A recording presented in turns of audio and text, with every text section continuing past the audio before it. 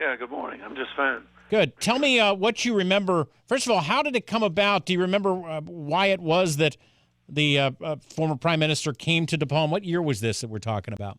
Well, it was 21 years ago, and she came as part of our Timothy and Sharon Ubben lecture series. Mr. Ubben had established that to bring international figures and leaders to the university.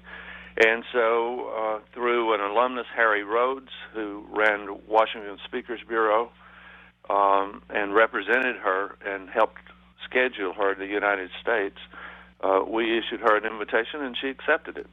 And as I understand it, it was just a couple of days before their national elections. Yes, it was.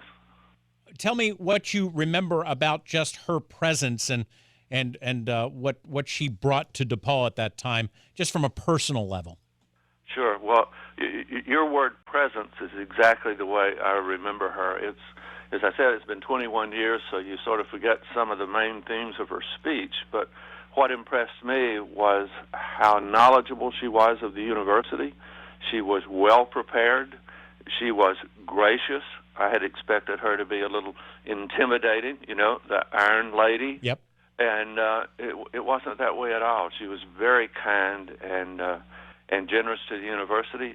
She appreciated the music that our symphony played that day. She sent me a very nice handwritten note after she returned to Britain. She was gracious enough to ask me to come over and meet her plane in Indianapolis and ride with her in her car. And it wasn't like you were with the Prime Minister at all. She was, in the sense of being off-putting, she was just, graciousness would be the word. That was a side of her I hadn't expected. And I think it's a side that most of us would not expect. Because, again, we saw her in those settings of her being the prime minister, but also, this was, and we have to kind of go back in history, this was a female leader of a country that the likes of which we had never seen, many of us, right, in our lifetime. Well, that's right. And the thing I most remember about that day was the conversation we had coming over from the Indianapolis airport. It takes about 45 minutes to an hour to get to Greencastle. She had met me, a perfect stranger, and she talked candidly about her views of the current politics, her appreciation particularly of Ronald Reagan, and wishing at that point in time, she said the American political system would be much better if the president had to go down, as she often did, to the House of Commons and talk face to face. And I thought that was kind of revealing, that she would be that open and honest with a perfect stranger. I mean, she was who she was, and she was very comfortable. And it was a great day for us at the university. I'll bet. And it's really, what an interesting insight you have to sit in a car for, many of us who are political geeks and history geeks. We're really jealous of you right now, Mr. Bottoms. That is a cool story right there. I'm telling you what, that's a cool story. Well, she was.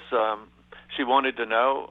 She asked me, who's coming to lunch, what's their role at the university, and she was, in that sense, a politician. She did know how to work the crowd very well. Her memory was good. She used to have trouble remembering people's names, but when she left at the end of the day or after lunch, we just thought, it was just kind of a naive, wow. We've been in the presence of a great woman, a leader doing things for the first time, and